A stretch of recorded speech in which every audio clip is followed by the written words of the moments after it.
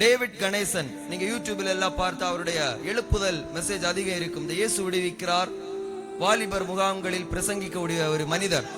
அந்த வாலிப பருவத்தில் அவர் ரட்சிக்கப்பட்ட போது தன்னுடைய அப்பா வாங்கி தந்த சைக்கிள்ல பின்னாடி கொஞ்சம் டிராக்ட், அதாவது இயேசுவை புகழக்கூடிய இயேசுடைய சுவிசேஷத்தை சொல்லக்கூடிய கொஞ்சம் கடிதங்களை சைக்கிள்ல பின்னாடி எடுத்து வச்சுட்டு புறப்படுவாராம்.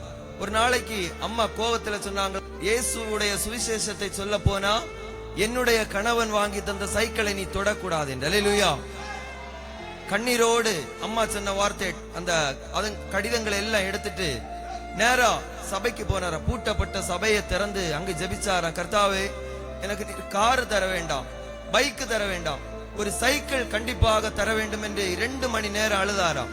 இப்ப ஆவியானவர் சொன்னாராம், நீ இங்க உட்கார கூடாது, எழுந்து இந்த கடிதங்களை எல்லாம் கிராமத்தில் கொண்டு கொடு, உனக்கு நல்ல விலை உயர்ந்த சைக்கிளை நான் தருவேன். அல்லேலூயா. 9 மணி வரை, அன்னைக்கு இரவு 9 மணி வரை டிராக்ட் எல்லாம் கொடுத்தாராம். பாருங்கள், யாரு கண்டுக்க கூட இல்ல, ஒரு டீ கூட யாரு வாங்கி கொடுக்கலையா. லாஸ்ட் பஸ் 9 மணிக்கு பஸ் ஸ்டாண்ட்ல வந்து உட்கார்ந்து இருக்கும் போது ஒரு மனிதர் இந்த மனிதனுடைய, இந்த வாலிபனுடைய தோளை தட்டி சொன்னாராம், நீ நாளையில இருந்து பஸ்ல வர வேண்டாம், உனக்கு நான் ஒரு விலை உயர்ந்த சைக்கிளை வாங்கி தர போகிறேன் என்று அந்த இரவுல ஒரு விலை உயர்ந்த சைக்கிளை அந்த மனிதனுக்கு கொடுத்தார். அல்லேலூயா. பாருங்க, அந்த சைக்கிளை அன்று இரவுல அம்மாவுடைய கொண்டு பார்த்த போது அம்மா கண்ணீரோடு இந்த மகனை பார்த்தாங்களாம். அம்மா நினைச்சாங்க, இவன் ஆராதிக்கிற இயேசு என்னுடைய பையனை வழியில விட்டுடுவார் என்று. அல்லேலூயா. அவர் சொன்னார், அந்த சைக்கிளின் நிமித்தம் என்னுடைய அம்மா ரட்சிக்கப்பட்டார்கள் என்று. அல்லேலூயா.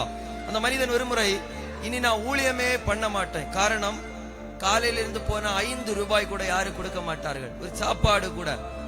ஒரு கண் தெரியாத ஒரு சகோதரி இந்த மனிதனை பார்த்து சொன்னாங்களாம், நீ ஊழியம் வேண்டாம் என்று இருக்கிறாய், ஆனால் கர்த்தர் என்ற நேரத்துக்கே சொன்னார், என்னுடைய பையன் நாளைக்கு பசியோடு உன்னை பார்ப்பார், அவனுக்கு ஒரு பார்சல் எக்ஸ்ட்ரா சாப்பாடு நீ வாங்கி வைத்திருக்க வேண்டும் என்று. அல்லேலூயா.